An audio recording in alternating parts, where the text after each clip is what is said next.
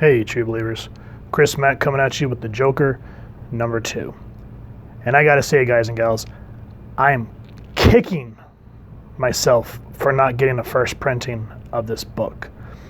I got issue 1 and thoroughly enjoyed it when I finally brought myself to read it, because at first I was like, oh, a lot of spin-off books usually suck. But if you go back and look at the review for issue 1, oh my God. This book, oh man, there are some mic drop moments that make you stop and go, what? And let's just get into it. This book is just too much in a good way. So if you remember from last issue, this woman named Cressida, I think that's how you spell it, Cressida, has hired, or is trying to hire, Jim Gordon to go after the Joker after, there was the Joker War, and then I guess, I don't remember if it was referenced in the first issue now or it was another book, but basically Joker gassed Arkham Asylum and allegedly killed a lot of inmates. Bane, I think, being one of them, and then a lot more you learn later. So she's hiring Jim to go track down the Joker abroad, and she says, when you find him, you kill him. And this voiceover here, you think that's a lot of reading. It means something, just like I would say with Claremont's books.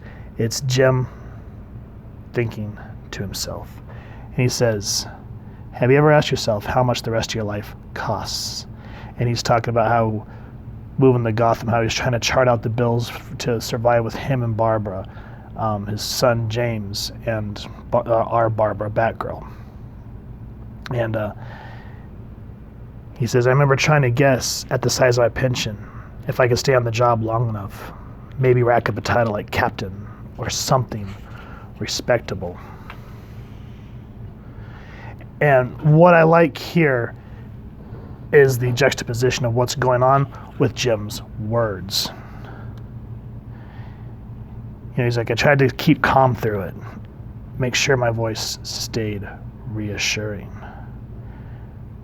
He's like, I wanted to tell my wife that I could support her and our daughter and our son through thick and thin. And in the next part, we see this woman in pain in this tube, which kind of looks like Wolverine in the Weapon X tank. And then we notice off to the side, we see men in masks that look like Banes. And Jim says, I've always liked the cold night air in the city, even in the dead of winter. It reminds me how small I am. More than anything, it stills me, hardens my resolve. And we see this woman screaming. And what Jim's meaning is we go back to Batman year 1. And he goes, my new partner Flash made it clear that he knew a way to earn a little extra money, if I didn't mind bending the law. And he's saying he didn't want to, but the bills were stacking up. And then, while Jim is thinking to himself, we get these horrific images. He goes, was it really so wrong to bend my ethics just a little if it meant supporting my family? If I picked up a few jobs like that, and maybe I'd be able to afford a nice place outside the city in time for Babs to go to school? See this butcher? But out in the night air, I knew I couldn't do it. Knew I wasn't that man. So I like these parallels, these people actually doing it compared to someone who's a little more level-headed. And then we see Jim talking to Batman. Took you long enough, and here he is, out in the night air, talking about how the city steals him, makes him realize how small he is. And I like how Batman says, not your most effective signal, which is just a battery, or like a handheld flashlight. And he says, come inside, it's cold. And Batman's like, Jim, we have to talk about the Joker. In just this one panel, no dialogue, you see Batman step foot in Jim Gordon's apartment. So I'm not going to go through everything that's written here. But he's like, I tell Batman everything about the money they're paying me, that I want to do it, but I don't tell him about killing the Joker. He's like, I kind of want to keep that to myself, because if I would have told him, then it would have been telling him that I've decided. Heaven help me. I wanted to hear Batman's argument, but instead I just hear my son's voice telling me that he's trying to get better. And then I hear the Joker's laughter. So I need to pick up the issue where the Joker killed James Jr. Gordon. Because if you remember from the Batman Who Laughs, he was trying in vain to get better to fight these psychotic episodes. And as you remember, Jim pushed him off saying, "Oh, you're just lying, whatever." And now he has this on his conscience, and he has this demon on his shoulder that will not leave him alone.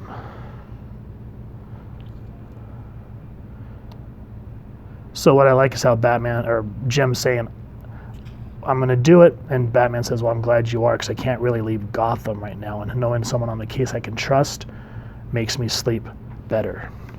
But Jim actually gets a little pushy. He says, "I need access to the Bat computer. You can put as many parental controls as you want on it. I want your phone number." Because he's saying, "I can't trust being on the computer where any individual can monitor me, so that's why he needs the Bat computer. I need a line to you." He says, this makeshift bat signal's not going to go from wherever I'm at. Now, Batman says, "I agree on one condition. When you find the Joker, you call me. I come and make the capture to make sure he's safe." And Jim says, "Makes sense to me." So he goes to call Oracle. Now, if you want to read this book, I'm about to drop a huge Dukin spoiler. So if you don't want this to be spoiled, go get the book, read it, and come back. You ready? All right. So Barbara, Batgirl, the Oracle says, "Oracle, are you listening?" "Yes. And I just want to put it on record that this is a stupid idea, and Commissioner Gordon's going to get himself killed. I also want to point out that he didn't promise that he would bring the Joker in. He said that it just made sense to do that." And I love how Batman stares him dead point blank, and the artist shows the eyes. You get that heaviness of Batman's gaze upon you. Now, before I drop the spoiler, let's talk about who made this book, and of course they drop it at the very end of the book. This is James Tynion IV writing, Guillaume March artist, Arif Pratano doing the colors, Tom DePonatalo doing the lettering, Guillaume March and Tumu Moret doing the cover. Here's everyone else working on the book. Now, back to the spoiler. Just thought I'd prolong it a little bit. So, Jim says, "I feel the weight of Batman's eyes, and I realize either it's time to come clean, or it's time to play a card that I have kept up my sleeve for years." Jim, sly-eyed little devil, says, "Are you sure you're not just worried about your old man, Barbara?" Wah! And look at the reactions. Boom. Boom. Even me, this is my third time reading through it, and I've got the chills. Look at this sumbitch. He's like, I can see Batman's face, the gears grinding. How long have I known? How much do I know? Good, I've thrown him off the trail. This is why we love Jim Gordon, because he can fudge with the Batman. And through all this, I like how Oracle says, "Dad, I want you to come see me at the clock tower. Now." So arrangements are made.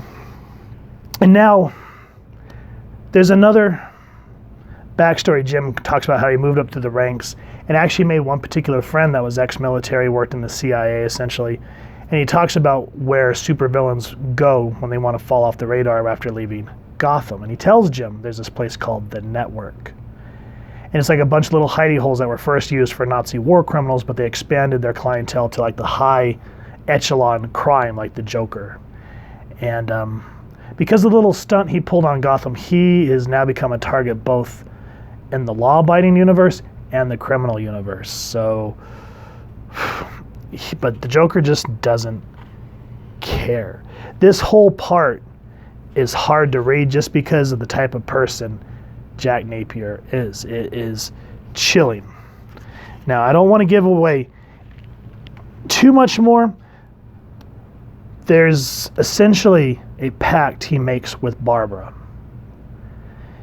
And she goes, "You're not responsible for James dying, Dad. You say that, but I can hear the Joker laughing at me every night. I can hear him right now." And I love how the art team uses like reflections, shadows behind him to show how the Joker lures and just haunts people. Barbara says, "I have the same feelings because of what happened in The Killing Joke." Now, with all that said, you do get to learn more about this person. I guess her name's Vengeance. This is her first appearance. And then you learn more about Cressida. I don't want to give any more away. I want you guys to read the book. The one thing I will say is there's a follow-up story that they do in the back that follows Leslie Tompkins and Bluebird, and they're kind of tracking down all the skeletons in the closet of Punchline. It's kind of interesting, but the artwork for me is what really turns me off. Because like the artwork for the main story, spectacular. But after looking at that and seeing the artwork like this, I mean, it's not bad, but it feels flat compared to everything that we just went through. So that's just my opinion. Let me know what you guys think.